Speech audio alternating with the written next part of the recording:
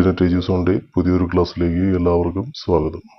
ഇന്നത്തെ ടോപ്പിക്കിൽ നമ്മൾ പഠിക്കുന്നത് വളരെ ബേസിക്കായിട്ടും എന്നാൽ വളരെ ഇമ്പോർട്ടൻ്റ് ആയിട്ടുള്ള ഒരു കാര്യമാണ് നേർ അനുപാതവും വിപരീത അനുപാതവും, അതായത് direct proportion and inverse proportion. എന്താണ് നേർ അനുപാതം, എന്താണ് വിപരീത അനുപാതം? ശ്രദ്ധിക്കുക, ഒരു ബുക്കിന് 10 രൂപയാണ് എന്ന് കരുതുക. ഒരു ബുക്കിൻ്റെ വില 10 രൂപയാണ്. അപ്പോൾ അതുപോലെ 2 ബുക്ക് വാങ്ങുവാണെങ്കിലോ അതിന് എത്ര രൂപയാവും? 20 രൂപ. 2 ബുക്കിന് 20 രൂപ. 3 ബുക്കിന് 30 രൂപ. 4 ബുക്കിന് 40 രൂപ. മനസ്സിലായോ? ഇവിടെ എന്താണ് സംഭവിക്കുന്നത്? ഒരു ബുക്കിന് 10 രൂപ, 2 ബുക്കിന് 20 രൂപ. അതായത് എണ്ണം കൂടും തോറും അതിൻ്റെ വിലയും കൂടുന്നു. ഇതിനെയാണ് നേർ അനുപാതം അഥവാ ഡയറക്റ്റ് പ്രൊപ്പോർഷൻ എന്ന് പറയുന്നത്. മനസ്സിലായല്ലോ?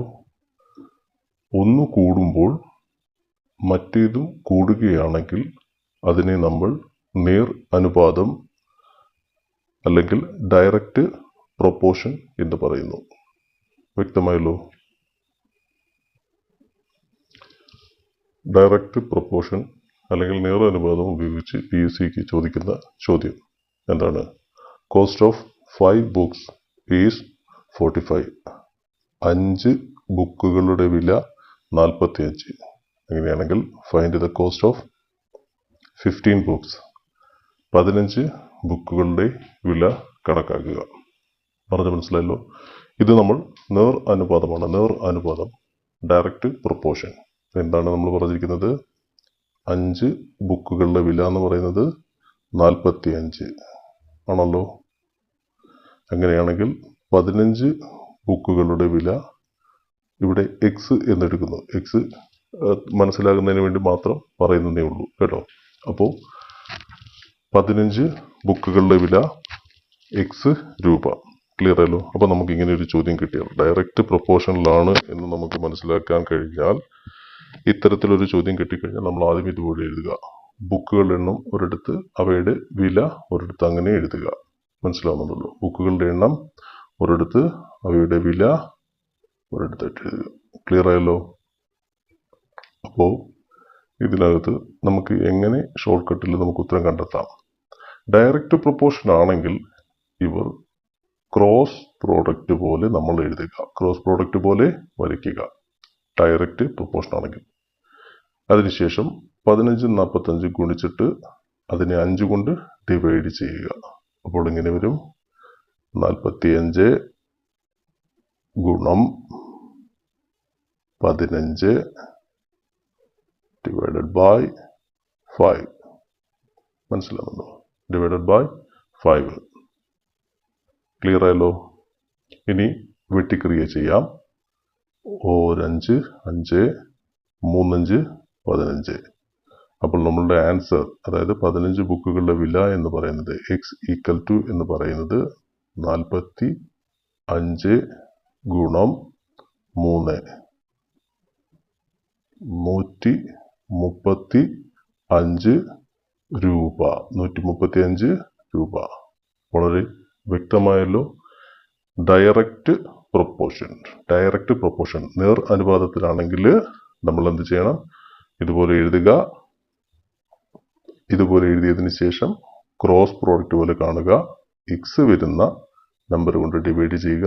മറ്റേത് രണ്ടും ഗുണിച്ചതിന് ശേഷം എക്സ് വരുന്ന എക്സിനടുത്ത് ക്രോസ് പ്രോഡക്റ്റ് ചെയ്ത നമ്പർ കൊണ്ട് ഡിവൈഡ് ചെയ്യുക.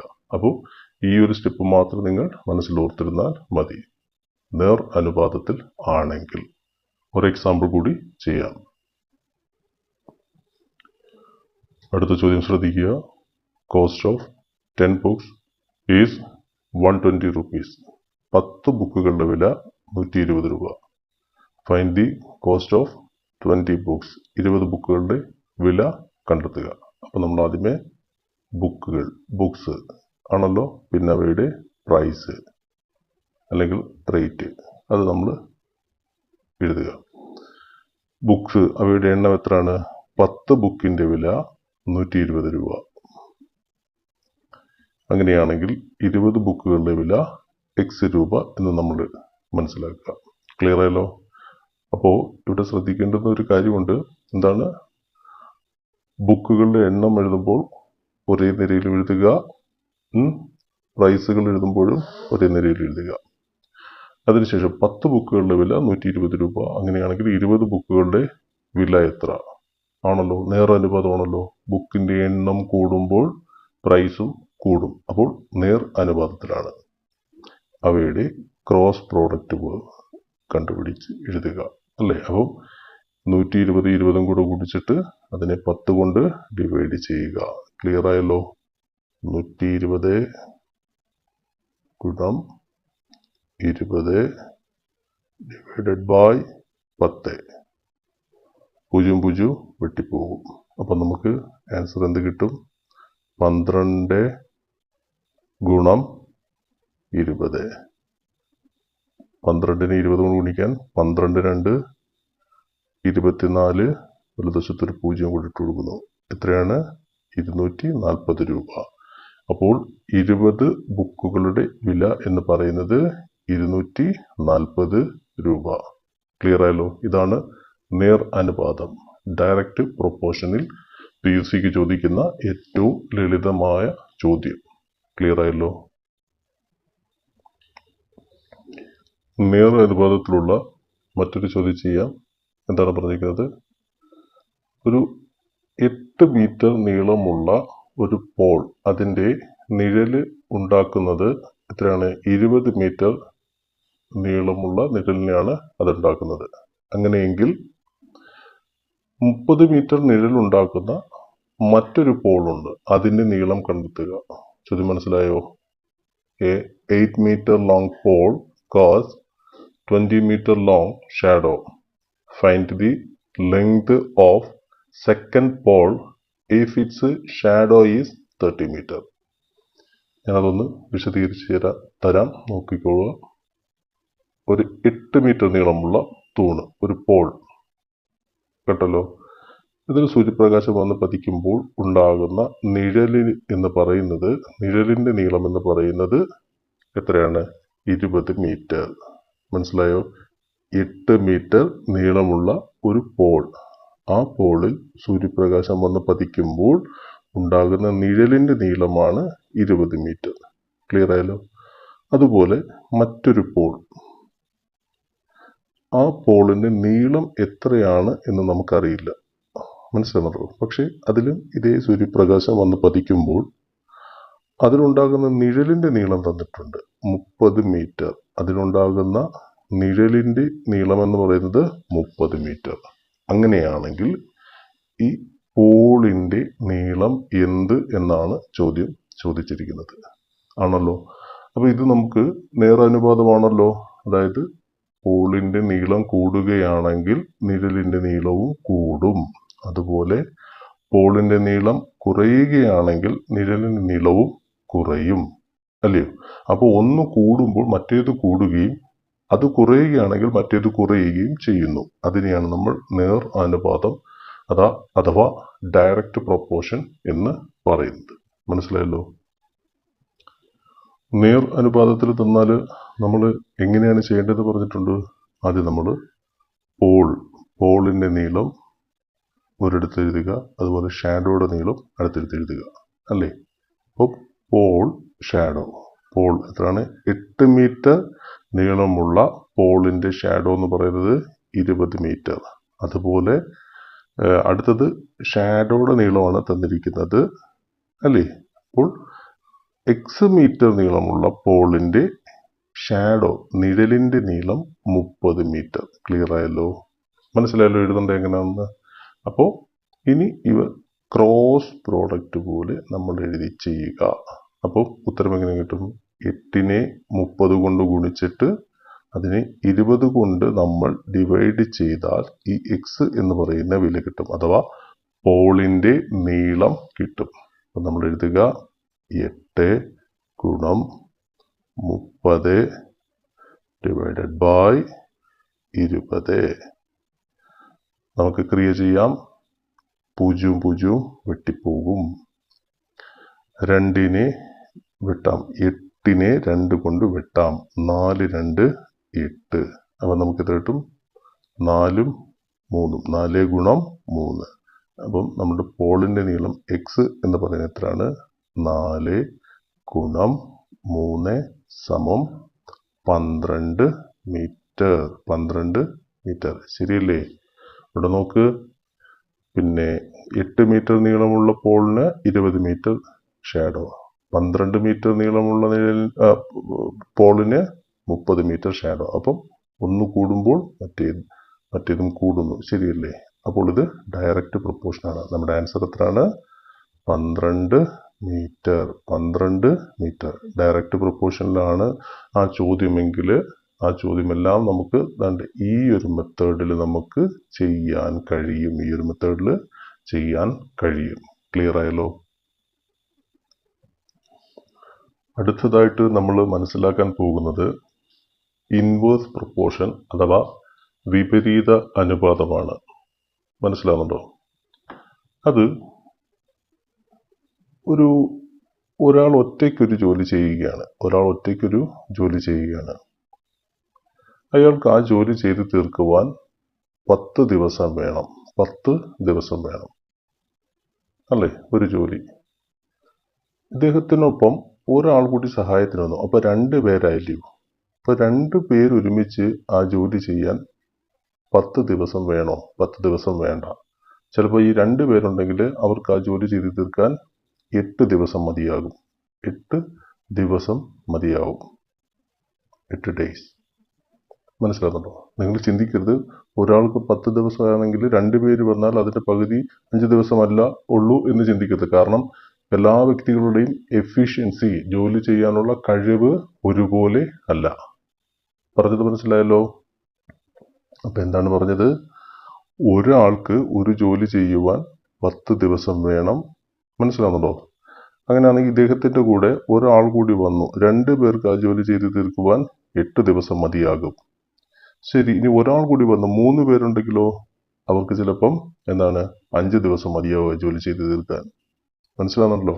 ഇനി 4 പേരുണ്ടെങ്കിലോ ചിലപ്പം 2 ദിവസം കൊണ്ട് ആ ജോലി തീരും. ഇവിടെ നിങ്ങൾ ശ്രദ്ധിച്ച്, ആളുകൾ കൂടുന്നതിനനുസരിച്ച്, ആളുകളുടെ എണ്ണം കൂടുന്നതിനനുസരിച്ച് ദിവസങ്ങളുടെ എണ്ണം കുറഞ്ഞു വരുന്നു. അപ്പോൾ ഇതിൽ നിന്ന് നമുക്ക് എന്ത് മനസ്സിലാക്കാം? ഒരെണ്ണം കൂടുമ്പോൾ മറ്റേത് കുറഞ്ഞു വരികയാണെങ്കിൽ അതിനെയാണ് നമ്മൾ വിപരീത അനുപാതം അഥവാ ഇൻവേഴ്സ് പ്രൊപ്പോർഷൻ എന്ന് പറയുന്നത്. ഇൻവേഴ്സ് പ്രൊപ്പോർഷൻ എന്ന് പറയുന്നത് ജോലിയും സമയവും. മനസ്സിലാവുന്നുണ്ടല്ലോ? ജോലിയും സമയവും, അല്ലെങ്കിൽ ജോലി സമയം എന്ന് പറയുന്നത്, ദിവസം എന്ന് പറയുന്നത് തീർച്ചയായിട്ടും സമയമാണല്ലോ, 24 മണിക്കൂർ അല്ലേ? അപ്പോൾ ജോലിയും സമയവും. ഇതുപോലെ തന്നെ ഇൻവേഴ്സ് പ്രൊപ്പോർഷനിൽ വരുന്നതാണ് എന്ത്? ദൂരവും വേഗതയും. അല്ലെങ്കിൽ സമയവും വേഗതയും. ദൂരവും വേഗതയുമല്ല, സമയവും വേഗതയും. അതായത് എ എന്ന് പറയുന്ന സ്ഥലത്ത് നിന്നും ബി എന്ന് പറയുന്ന സ്ഥലത്തെത്തണം. പറഞ്ഞത് മനസ്സിലായോ? പിടികിട്ടിയോ? അപ്പോൾ എ എന്ന് പറയുന്ന സ്ഥലത്ത് നിന്ന് ബി എന്ന് പറയുന്ന സ്ഥലത്തേക്ക് എത്തണം. ഇദ്ദേഹം ഒരു 20 കിലോമീറ്റർ പെർ അവർ വേഗതയിൽ പോവുകയാണ്. 20 കിലോമീറ്റർ പെർ അവർ വേഗതയിൽ പോവുകയാണെങ്കിൽ അദ്ദേഹം ഇവിടെ എത്താനെ കൊണ്ടൊരു 10 മണിക്കൂർ സമയമെടുക്കും. 10 മണിക്കൂർ സമയമെടുക്കും. മനസ്സിലാവുന്നുണ്ടല്ലോ? അങ്ങനെയാണെങ്കിൽ ഇദ്ദേഹത്തിൻ്റെ വേഗതയൊന്ന് കൂട്ടുകയാണ്. 40 കിലോമീറ്റർ പെർ അവർ വേഗതയിൽ ഇദ്ദേഹം സഞ്ചരിച്ചാൽ ഈ എയിൽ നിന്ന് ബിയിലേക്ക് എത്താൻ അയാൾക്ക് വെറും 5 മണിക്കൂർ സമയം മതിയാകും. 5 മണിക്കൂർ സമയം മതിയാകും. മനസ്സിലായോ? അപ്പോൾ ഇവിടെ എന്താണ് ശ്രദ്ധിക്കേണ്ടത്? വേഗത കൂടിയപ്പോൾ 20-ൽ നിന്ന് 40-ലേക്ക് വേഗത കൂടിയപ്പോൾ സമയം കുറഞ്ഞ സമയത്തിനുള്ളിൽ നമുക്ക് എത്താൻ കഴിഞ്ഞു. മനസ്സിലാവുന്നല്ലോ. എന്താണ് മനസ്സിലാക്കേണ്ടത്? Speed and time. മനസ്സിലാവുന്നുണ്ടല്ലോ. സ്പീഡ് ആൻഡ് ടൈം ഇത് എപ്പോഴും ഇൻവേഴ്സ് പ്രൊപ്പോർഷൻ ആയിരിക്കും. അതായത് വിപരീത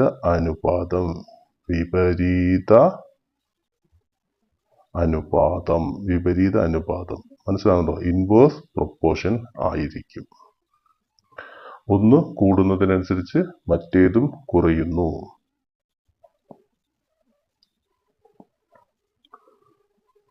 വിപരീത അനുപാതത്തിലുള്ള അല്ലെങ്കിൽ ഇൻവേഴ്സ് പ്രൊപ്പോർഷനിലുള്ള ഒരു എക്സാമ്പിൾ ചെയ്യാം. 30 men 30 ആളുകൾക്ക് ഒരു ജോലി ചെയ്യാൻ 8 days. 30 men can do a piece of work in 8 days.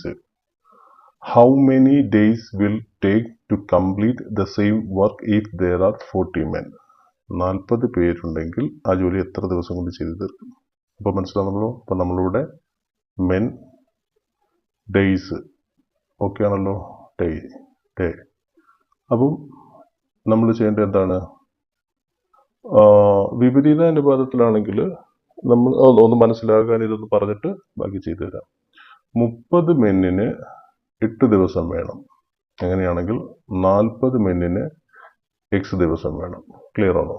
30 മെന്നിന് 8 ദിവസം കൊണ്ട് ചെയ്തു തീർക്കും. അങ്ങനെയാണെങ്കിൽ 40 മെൻ എത്ര ദിവസം കൊണ്ട് ചെയ്തു തീർക്കും? ഇതാണ് നമ്മളുടെ ചോദ്യം. മനസ്സിലാണോ? അപ്പൊ ഇത് വിപരീത അനുപാതത്തിലാണ് ചോദ്യമെങ്കിൽ നമ്മൾ നേരത്തെ പഠിച്ചതുപോലെ ഇങ്ങനെ എഴുതുകയൊന്നും വേണ്ട, അല്ലാതെ ഡയറക്റ്റ് തന്നെ നമുക്ക് ചെയ്യാം. എങ്ങനെയാണ് നമ്മൾ ചെയ്യേണ്ടത്? 30 മെന്നിന് 8 days അല്ലേ? 30 മെന്നിന് 8 days. മനസ്സിലാവുന്നോ? അങ്ങനെയാണെങ്കിൽ 40 മെന്നിന് by 40. ക്ലിയർ ആയല്ലോ? അപ്പോൾ എന്താണ് പറഞ്ഞിരിക്കുന്നത്? വിപരീത അനുപാതത്തിലാണെങ്കിൽ, ഇൻവേഴ്സ് പ്രൊപ്പോർഷനിലാണെങ്കിൽ നിങ്ങൾ എന്ത് ചെയ്യണം? 30 മെന്നിന് 8 ദിവസം. ക്രോസ് പ്രോഡക്റ്റ് ഒന്നും എടുക്കണ്ട. അപ്പോൾ നോക്കിക്കോണം, നേരാനുപാതമാണോ വിപരീതാനുപാതമാണോ എന്ന് നോക്കണം. നേരാനുപാതത്തിലാണെങ്കിൽ നമ്മൾ ആദ്യം പഠിപ്പിച്ചതുപോലെ എഴുതിയിട്ട് ക്രോസ് പ്രോഡക്റ്റ് എടുത്ത് ചെയ്യുക. അതുപോലെ വിപരീത അനുപാതമാണെങ്കിൽ നിങ്ങൾ അങ്ങനെ ക്രോസ് പ്രോഡക്റ്റ് ഒന്നും എടുക്കണ്ട. ഡയറക്റ്റ് നമുക്ക് ആ ചോദ്യം എങ്ങനെയാണോ പറഞ്ഞിരിക്കുന്നത് അതുപോലെ തന്നെ എഴുതി ചെയ്യാം. എന്താണ്? 30 പേർക്ക് 8 ദിവസം. അങ്ങനെയാണെങ്കിൽ 40 പേർക്ക് by 40. ക്ലിയർ ആയല്ലോ? ഇത്രയേ ഉള്ളൂ. Simple step. വെട്ടിക്രിയ ചെയ്യാം. 0 0 വെട്ടിപ്പോവും, 4ഉം 8ഉം വെട്ടിപ്പോവും. 4 2 8. അപ്പോൾ നമുക്ക് ഫൈനൽ 3 into 2 എന്ന് വരും. അപ്പോൾ 40 പേർക്ക് എത്ര ദിവസം എടുക്കും? 3 into 2 6 days. 6 days. Okay, clear ആയല്ലോ? ഇതാണ് ഇൻവേഴ്സ് പ്രൊപ്പോർഷനിൽ അല്ലെങ്കിൽ വിപരീത അനുപാതത്തിൽ ഉള്ള PUCയിൽ കണക്ക് ചെയ്യുന്നത്. വളരെ സിമ്പിളാണ്. സെയിം ക്വസ്റ്റ്യൻ തന്നെയാണ്. നമ്പറുകൾ മാറിയിട്ടുണ്ട് എന്നേ ഉള്ളൂ, സംഖ്യകൾ മാറിയിട്ടുണ്ട് എന്നേ ഉള്ളൂ. എന്താണ് പറഞ്ഞിരിക്കുന്നത്? 60 men 16 പേർക്ക് ഒരു ജോലി ചെയ്തു തീർക്കാൻ 42 ദിവസമാണ്. 60 men can do a piece of work in 42 days. അങ്ങനെയാണെങ്കിൽ 24 മെന്നിനെ ആ ജോലി ചെയ്തു തീർക്കാൻ എത്ര ദിവസം വേണം? How many days will take to complete the same work if there are 24 men? 24 മെന്നിന്. അപ്പം നമ്മൾ എന്താണ് ചെയ്യേണ്ടത്? 16 മെന്നിന് 42 ദിവസം വേണം. ഇത് ഇൻവേഴ്സ് പ്രൊപ്പോർഷൻ ആണല്ലോ. അപ്പോൾ ഒന്നും ആലോചിക്കണ്ട. 16 മെന്നിന് 42 ദിവസം. 42 ദിവസം. അങ്ങനെയാണെങ്കിൽ 24 മെന്നിന് by 24. ക്ലിയർ ആയല്ലോ? അപ്പോൾ നമുക്ക് വെട്ടിക്രിയ ചെയ്യാം അല്ലയോ? 4 വെച്ചിട്ട് വെട്ടാം. 4 16. 4 into 4 16. 16. 6 4 24. മനസ്സിലാവുന്നുണ്ടോ? 4 വെച്ചിട്ട് വെട്ടാം. മുകളിലും താഴെയും 4 വെച്ചിട്ട്. സിംപ്ലിഫിക്കേഷൻ അറിയാത്തവർക്ക് സിംപ്ലിഫിക്കേഷൻ അല്ലെങ്കിൽ വെട്ടിക്രിയ എങ്ങനെയാണെന്നുള്ളത് ലളിതമായിട്ട് പറഞ്ഞു തരുന്ന ക്ലാസ്സുകളൊക്കെ ചെയ്യാം. അതിന് ഡിവിസിബിലിറ്റി ടെസ്റ്റ് എന്ന് പറയുന്ന ഒരു ടോപ്പിക് ഉണ്ട്. അത് നമുക്ക് വ്യക്തമായിട്ട് പഠിക്കാം. ഓക്കെ, ഇപ്പോൾ നമുക്ക് ഇത് ശ്രദ്ധിക്കാം. അതിനുശേഷം 42 വെട്ടാലോ, 7 6 42, 7 6 42. അപ്പോൾ നമുക്ക് എന്തോന്ന് 4 7 7 4 28, 7 4 28. അപ്പോൾ നമ്മുടെ 28 ദിവസം കൊണ്ട് നമുക്ക് ആ ജോലി കംപ്ലീറ്റ് ചെയ്ത് തീർക്കാൻ പറ്റും. എത്ര പേർക്ക്? 24 പേർക്ക്. ചോദ്യം ക്ലിയർ ആയല്ലോ, സ്റ്റെപ്പും ക്ലിയർ ആയല്ലോ. അപ്പോൾ നമുക്ക് PSCക്ക് ഒരു ചോദ്യം തന്നാൽ അത് ഡയറക്റ്റ് പ്രൊപ്പോർഷൻ ആണോ അല്ലെങ്കിൽ ഇൻവേഴ്സ് പ്രൊപ്പോർഷൻ ആണോ എന്ന് നമ്മൾ മനസ്സിലാക്കിയതിന് ശേഷം ഈ രണ്ട് ഇക്വേഷനുകൾ അല്ലെങ്കിൽ ഈ രണ്ട് മെത്തേഡിലും വളരെ എളുപ്പമായ രീതിയിൽ ഷോർട്ട് കട്ട് ഉപയോഗിച്ച് നമുക്ക് ഉത്തരം കണ്ടെത്താൻ കഴിയും. അപ്പോൾ എല്ലാവർക്കും നന്ദി. പുതിയൊരു വീഡിയോയുമായിട്ട് നമുക്ക് അടുത്ത ക്ലാസ്സിൽ കാണാം.